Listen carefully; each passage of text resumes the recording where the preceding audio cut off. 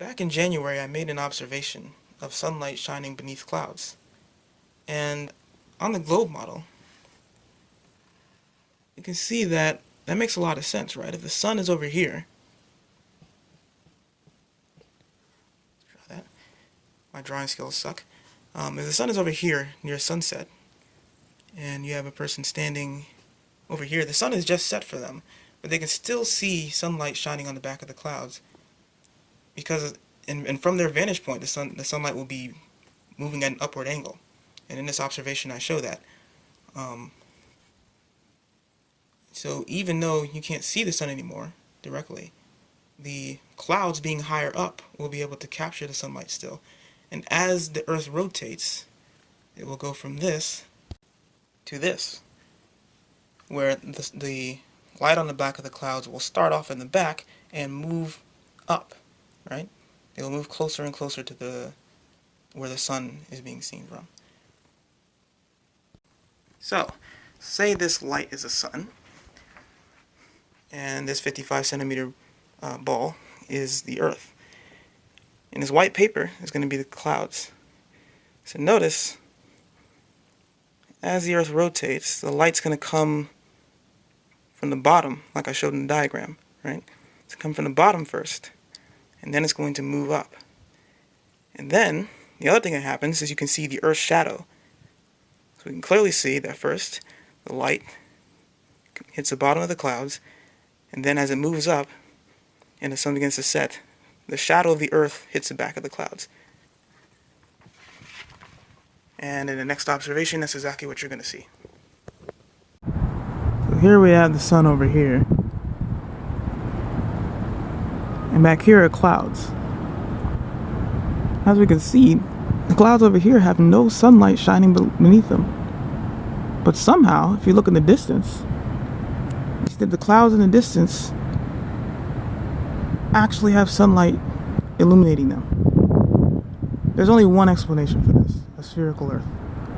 There's no way you can get light shining underneath clouds near sunset, before the sun even set, actually. There's no way that can happen on a flat Earth. Just isn't possible. Only one way this can happen. If the Earth is a sphere, the clouds in the distance curve downward, and the light is able to shine underneath the clouds and illuminate them red, as you can probably kind of see right now. The clouds over here have not been illuminated yet.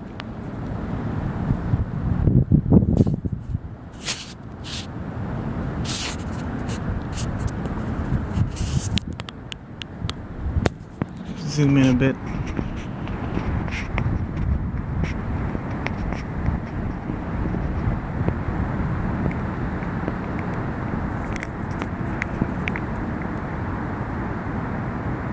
Red clouds, dark clouds. Red clouds, so there's sunset light clearly shining underneath these clouds in the distance. And in fact, the reason why these clouds go all the way down to the horizon in the first place, by the way, is because the clouds are wrapping around the spherical Earth.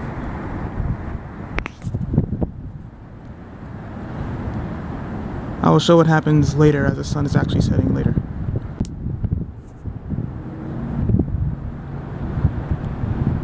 Alright, it's a little bit later now, just about a minute. And you can see that the red light is creeping up these clouds. Like the further up we look, the more the clouds will become illuminated with the sun as the sun sets.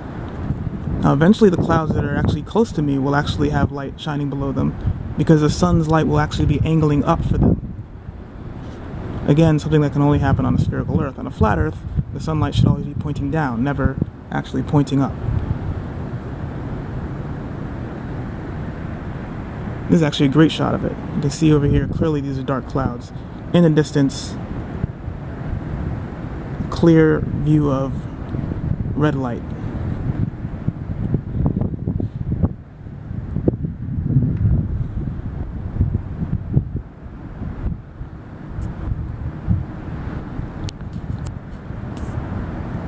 Again,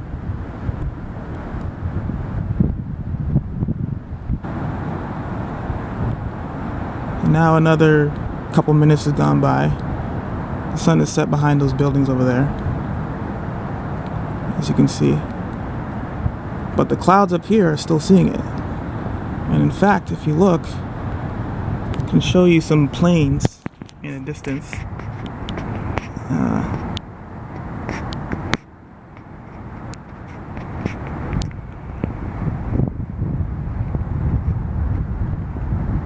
If I can get one.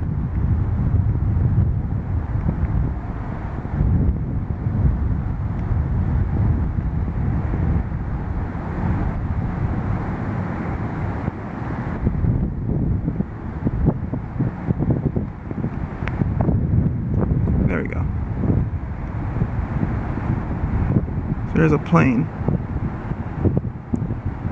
Its contrail is still white because it's higher up, so it's going to see the sun for longer. Because this horizon is actually not at eye level, it's about 3 degrees below, and so therefore the sun is going to be, it's actually going to set like probably 15 minutes later for it than for us. Anyway, pan back to these clouds again, and again we can see the clouds in the distance have light shining underneath them.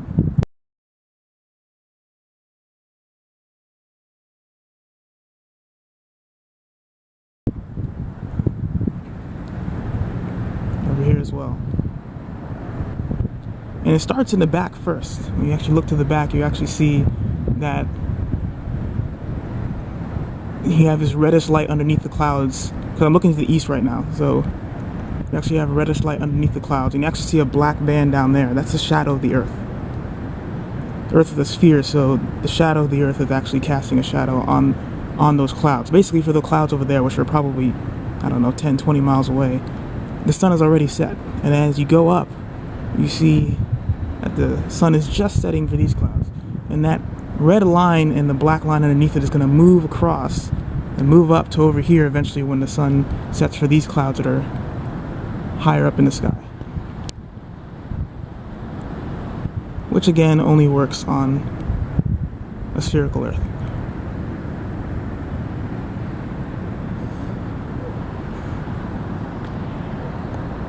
I'm going to pause the video one last time and then come back when the sun is set for these clouds over here. Okay, so that was the last pause.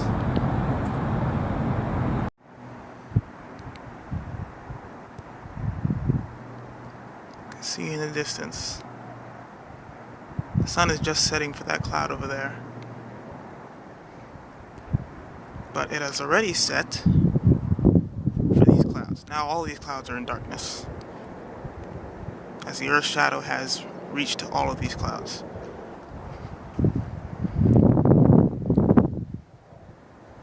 For the clouds that are further to the west, they're still seeing the sun, as well as those planes you see flying over there. You can see their contrails are still white because they're much higher up and they're still seeing the sun.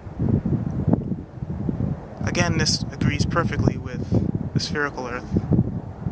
It does not agree at all with a flat Earth. I don't know how any flat earther could possibly explain this using some BS explanation like perspective or whatever. Perspective cannot explain how sun rays are clearly shining up at an angle, up into the sky. That's the only way you could explain clouds being illuminated from the bottom, is if light is shining beneath them. And since it sets below a horizon, setting below the horizon means that the horizon is not always at eye level. It's actually below your eye level.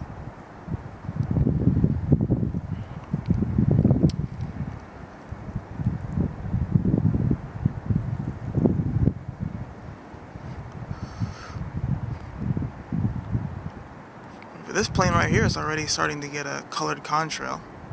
That's not chemtrails, that's just the orange sunlight shining beneath it.